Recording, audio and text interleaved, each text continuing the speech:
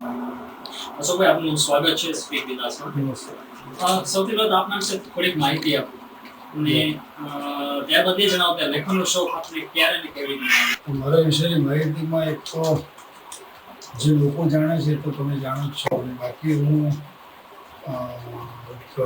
Middle ક્લાસનો લેખક છું.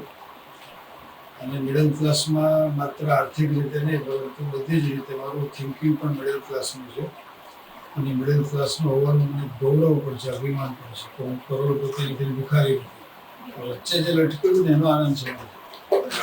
એટલે એ મારા માટે બહુ એક સૌજન્યની અને ગૌરવ બેની વાત છે કે ભાઈ સરસ મને લાઈફની મજા આવી રહી છે. મને ભગવાન માટે કોઈ ફરિયાદ નથી ને મને ખ્યાલ છે ત્યાં સુધી એને મારા માટે કોઈ ફરિયાદ નથી. અમારા બંનેના સંબંધો એટલા સરસ ચાલી રહ્યા છે કે એને હું નડતો નથી એ મને ક્યારેય મળ્યો નથી. બરાબર છે. બહુ સરસ રીતે અમે બંને એકબીજાની સાથે સંપર્ક રાખીએ. તો મારો બેસ્ટ ફ્રેન્ડ ભગવાન શંકર છે. આપનું મૂળ વતન કયું છે? મોરબી. મોરબી છે. અને આપ કેટલા વર્ષોથી અમદાવાદમાં એકચ્યુઅલી રહ્યો મોરબી માત્ર લાઈફમાં 2 દિવસ ગયેલો છું. મોરબી મોટો થયા પછી પણ ફાધરનો વતન મોરબી હોવાને કારણે મોરબી, બાકી જન્મ જામનગર. અને આ રેકોર્ડિંગ અચ્છા, એટલે જન્મ જામનગરનો છે અને બાકી બધું અહીંયા અમદાવાદમાં નાનપણથી. એટલે હું સમજનો થયો પહેલી વખતે આંખ ખોલીને આ માણસ છે ને રિક્ષા છે એનો જે ભેદ સમજતો થયો એ અમદાવાદથી. અને પછી મોટો થઈને ખબર પડી કે અમદાવાદમાં રિક્ષા અને માણસ વચ્ચે ખરેખર કંઈ ફેર નથી. બંનેને ઊભા રાખો તો ઊભા રહી જાય, બંને તમારી સાથે ભાડા બાબતની રકઝક કરે, બંને તમને શાંતિ આપે અને અડફટમાં લે. આમ જોવા જઈએ તો રિક્ષામાં અને માણસમાં કે બસમાં કે ગાયમાં કોઈ ફેર નહીં. ગાય બી રસ્તાની વચ્ચે બેઠી હોય, માણસો બેઠા હોય છે. ગાય તમને દૂધ આપે છે, તમને સરસ રીતે ગોખા બી મારે છે. આ માણસ બી આ જ કામ કરે છે. દૂધના બદલે બીજું કોઈ મટીરિયલ આપે પણ. એટલે અમદાવાદ એક એવું શહેર છે કે જેમાં તમે આ પેનથી માંડી અને કોઈ વાંદરા સાથે પણ માણસને સરખાવો તો તમે સાચા પડો છો. તમે ક્યાંય ખોટા ના પડો. અમદાવાદ કોઈને ખોટા નથી પડતો. સજ્જતા વીસ કે અમદાવાદ. અચ્છા, હવે એ જણાવો કે આ લેખનનો શોખ તમને ક્યારે ને કેવી રીતના આવ્યો? હા, હું 1969થી મેં લખવાની શરૂઆત કરી. when I was in the second year of commerce college. એટલે I don't hail from the arts faculty. પણ હું બહુ છે, I used to be very thin અને ugly duckling. એટલે લોઅર મિડલ ક્લાસ, એ વખતે લોઅર મિડલ ક્લાસમાં હતો. હવે હું પ્રમોશનથી મિડલ ક્લાસમાં આવ્યો છું. હવે આગળ જવું નથી. પણ એ વખતે બહુ જ લોઅર મિડલ ક્લાસમાં હતો. આર્થિક રીતે, પછી લુક્સની દ્રષ્ટિએ, પછી આર્ટની દ્રષ્ટિએ, સ્માર્ટનેસની દ્રષ્ટિએ બધામાં લોઅર મિડલ ક્લાસ હતો. એટલે મને I used to carry a huge amount of inferiority complex. And I almost hated myself till I came across Mr. Raj Kapoor's Sangam.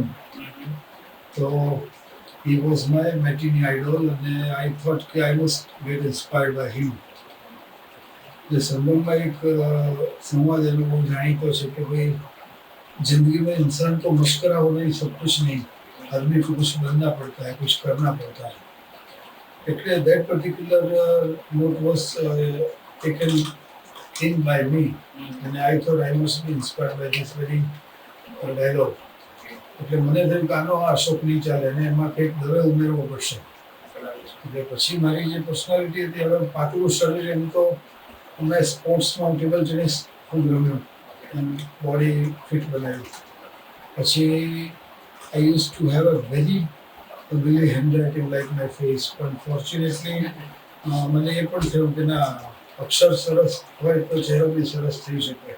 આમાં કોઈ લોજિક કશું નથી, પણ કમસે કમ મારી પાસેથી કોઈ ઉત્તમ ચીજ તો નીકળી.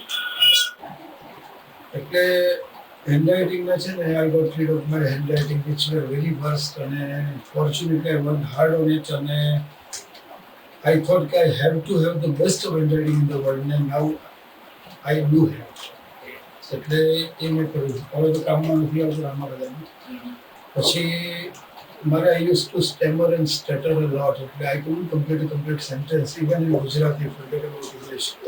So I thought that unless someone listens to me carefully or even just pays some attention to me, I would not be able to complete neither my sentence nor my ideas nor my expressions or just to convince or explain someone. I have to be very thorough in whatever I say or in whatever I write. So just to get rid of my stammering, it wasn't a physical defect, but I was not having that amount of confidence. So I used to stand right in front of the mirror and I say a few lines in Gujarati. Then I got it translated in English, and that is how I practiced to get rid of my stammering. તો fortunately Devang એમાં પણ મને સફળતા મળી કે મારું સ્ટેમરિંગ strategy જતું રહ્યું કારણ કે જો સૌથી વધારે અઘરી બાબત હોય તો કોઈની આંખમાં જોઈને વાત કરવી જે હું રાજ કપૂર પાસેથી શીખ્યો રાજ કપૂરની સાથે તમે વાત કરતા હો અને 2 કલાક બેસવાનું મોટું મળે તો 98% લોકો છે ને રાજ કપૂર કોઈ બી આપણે બે વાત કરીએ છીએ એટલે વાત તમે અહીંયા સાંભળો છો હું વાત આ રીતે કરતો હોઉં હા હું મને નાનપણમાં આવી ટેવ હતી જ્યારે તમે when you have an eye contact you could be very confident and the person listening to you does not lose attention from you. He has to be with me. That is what you get. Never look upon the head of the listener. એટલે આ બધા ingredients મને રાજ કપૂરની સાથે જે 2 કલાક બેસવા મળ્યું એમાં મને મળ્યા અને ફોર્ચ્યુનેટલી ધીરે ધીરે પણ એક વાત રહી જતી હતી કે ઇન્સ્પાઇટ ઓફ માય ધગધગતી એજ 17 મને કોઈ પુરુષ મિત્ર પણ નહોતો સ્ત્રીને તો હું વિચારી નતો શકતો કારણ કે તો અડીઅડલી તમને પેલું પાતળું શરીર સેજ કાળાશ કરતો એટલે મારી સાથે કોઈ પુરુષ મિત્ર પણ નહોતો એટલે મારે પ્રેમમાં પડ્યું હતું જે પોસિબિલિટી નથી તો કોઈ ગમે આપણે જે હાથમાં એમાં કંઈ ચોઈસ નથી એટલે જે તૈયાર હોય આપણે રાજાને પેલો પીછું આમ નાખે છે જેના હાથમાં આવે લઈ જાય એમ આપણે અમદાવાદ શહેરમાં પીછું નાખ્યું પણ કોઈ લેનારું હતું નહીં તો this is how I became a humorist એની વાત છે કે અમારે કોલેજમાં હું સેકન્ડ યર બીકોમમાં હતો ત્યારે જનરલ એજ્યુકેશનનો એક સબ્જેક્ટ હતો જેમાં તમારે સપ્લિમેન્ટરી જેટલી વધારે ભરો એટલા માર્ક્સ મળે તો આઈ wrote a story of I twisted the original story of Aesopની બોધ કથાઓ અને the motive or rather objective was to make the lady professor laugh. Who according to me was very good looking and beautiful and in spite of my age difference I was taken fancy to her.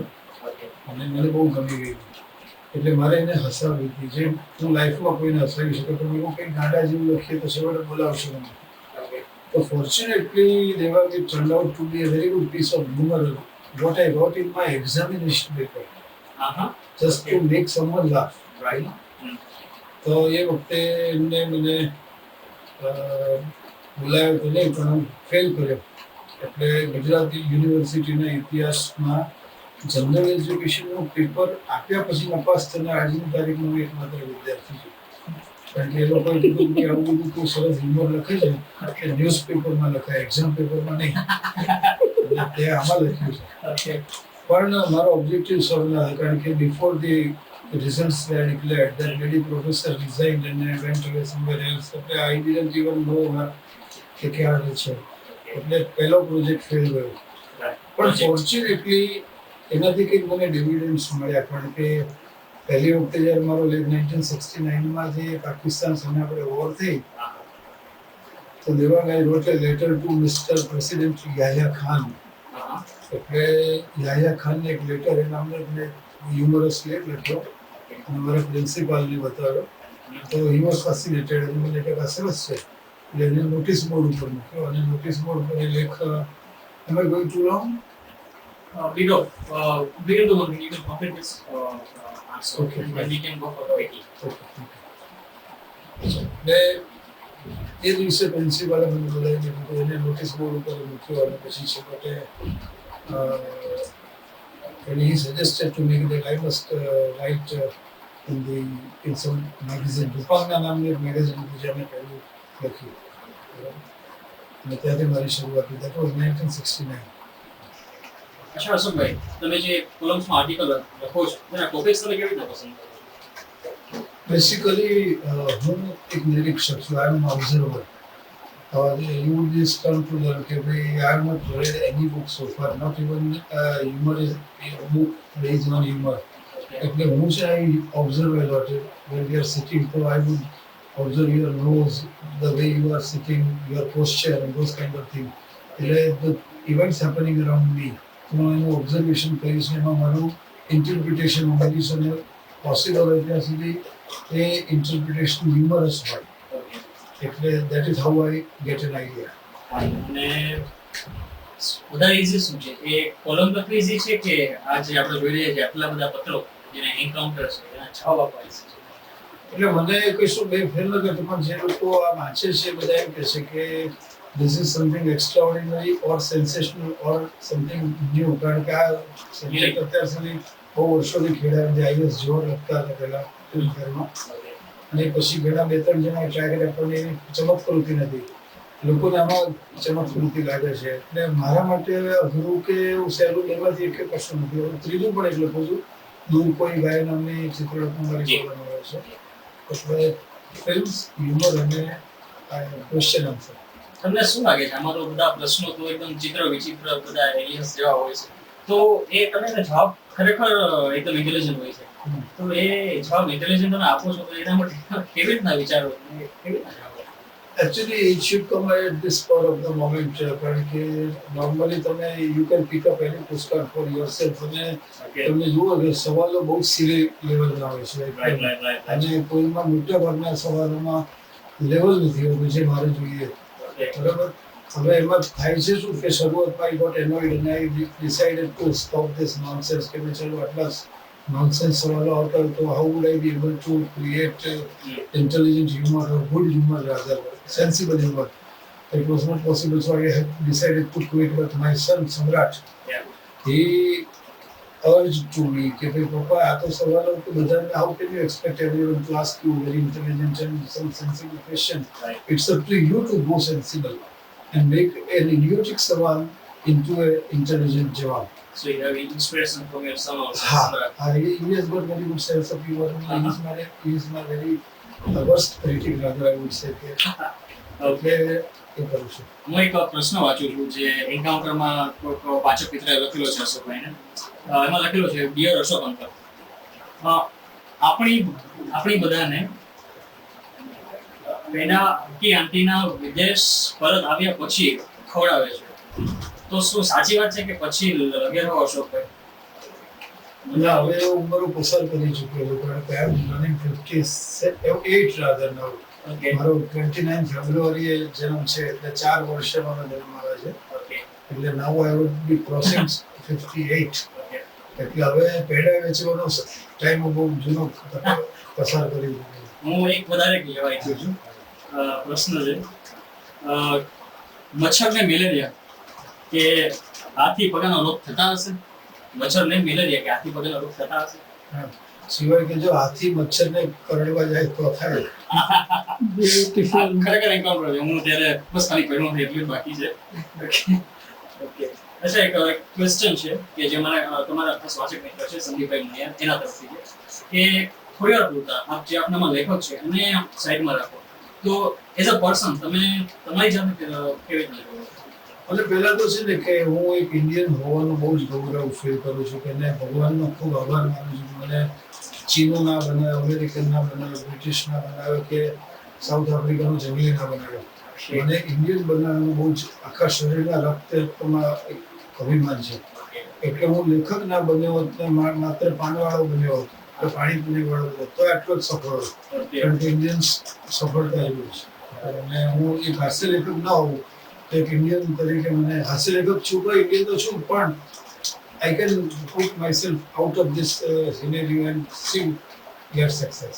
અચ્છા, હવે તમે જે તમારા લેખમાં લખો છો કે હું એકદમ બુઢો છું, આ વાર્તા છું કે હું એકદમ બુઢો છું એવું કે લખે છે, અને તો તમે જોઈ રહ્યા છો કે ખરેખર એ જે કહે છે તો ખોટું જ બોલે છે, તો તમે આવું શા કારણે કરો છો? તમે ખરેખર તમે દાદા છો એ હકીકત છે, પણ તમે પોતાની આપણે તમે દાદુ પણ કહો છો, આ બધું શું કામ છે? તમારી ફિમેલ ફેન્સને દૂર રાખવા માટે એવું કંઈ છે? પહેલા તો in the first place I do not have any female fans in the first place, પણ they do write to me but not in terms of being my fans. Okay. પણ હું બુઢો છું એ હકીકત છે. કારણ કે મેં તમને કીધું કે 58 વર્ષ થયા છે. આજે શરીર જળવાઈ રહ્યું છે એ મારી પત્નીની રસોઈને કારણે જળવાઈ રહ્યું. બાકી હું કોઈ જીમમાં જતો નથી અથવા કોઈ એક્સ્ટ્રા એફર્ટ્સ કરતો નથી. પણ બુઢો છું એને બદલે જો હું એમ કહું કે હું તો બહુ જુવાન છું, તો તમે એક વાચક તરીકે આજે મને મળ્યા પહેલા તમારે શું ભાવ આવે મારા પ્રત્યે કે બહુ એક હેન્ડસમ છે અથવા તો બહુ યુવાન છે? પછીથી તમે મને મળો ને તમારો મૂળ ભાગી જાય એના કરતાં પહેલા હું ભાગી નાખું ને પછી કદાચ વધુ પડતું હોય. ના, ચોક્કસ વધ્યો છે. આજે તો ચોક્કસ વધ્યો છે. અત્યાર સુધી તમારું વાંચીને આજે ચોક્કસ વધ્યો છે. એટલે થેન્ક યુ વેરી મચ. આપનો ખૂબ ખૂબ આભાર સુભાઈ શ્રી વિલાસભાઈ.